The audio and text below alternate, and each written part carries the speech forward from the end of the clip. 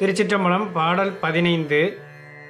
ஓரொரு கால் எம்பெருமான் என்றென்றே நம்பெருமான் சீரொரு கால் வாயோவால் சித்தங்களி கூற நீரொரு கால் ஓவா நெடுந்தாரை கண்பணிப்ப பாரொரு கால் வந்தனையால் விண்ணோரை தான் பணியால் பேரறையர்க்கு இங்ஙனே பித்தொருவர் ஆமாறும் ஆரொருவர் இவ்வண்ணம் ஆட்கொள்ளும் வித்தகர்தாள் வாருருவ பூநுழையீர் வாயார நாம் பாடி ஏருருவ பூம்புணல் பாய்ந்து ஆடேலோரெம்பாவாய்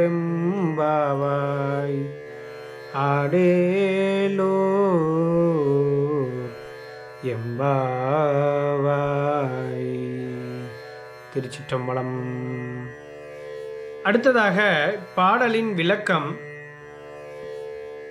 கச்சு உருமாறு அழகிய அணிகலன்களை அணிந்த பெண்களே, இவள் ஒவ்வொரு காலத்தும் எம்பெருமானே எம்பெருமானே என்று வாயோயாது அரற்றுகிறாள்.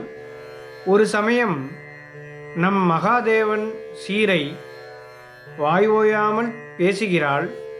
அதனால் ஏற்பட்ட மனமகிழ்ச்சியால் அவள் கண்கள் அருவியைப் போல் நீரைச் சுரக்கின்றன.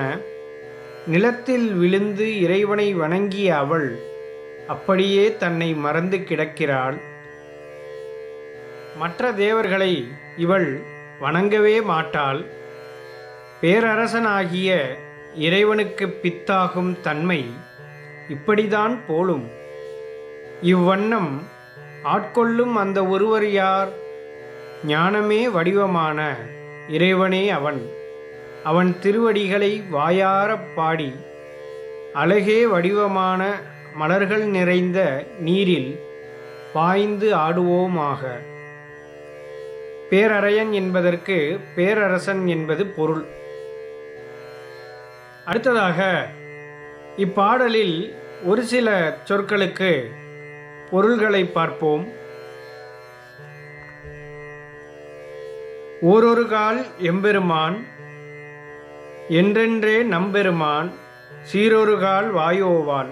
அதாவது ஒவ்வொரு அமயத்திலும் எமது தலைவனே என்று பலமுறை அரற்றி நமது தலைவனாகும் சிவபெருமானது புகழ்களை ஒரு காலம் இடைவிடாமல் வாயாரப் பேசுவாள்.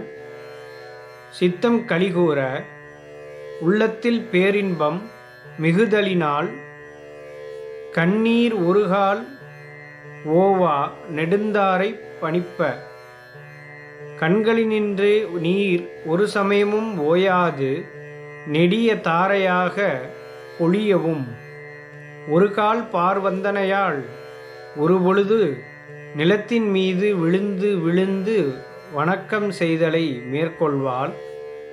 விண்ணோரை தான் பணியாள். அதாவது மற்றை தேவர்களை சிறிதும் வணங்க மாட்டாள். பேரறையனுக்கு ஒருவர் பித்தாமாறும் இங்ஙனமே பேரரசனாகிய இறைவர்க்கு ஒருவர் மயலாகும் திறம் இத்தன்மையே போலும்.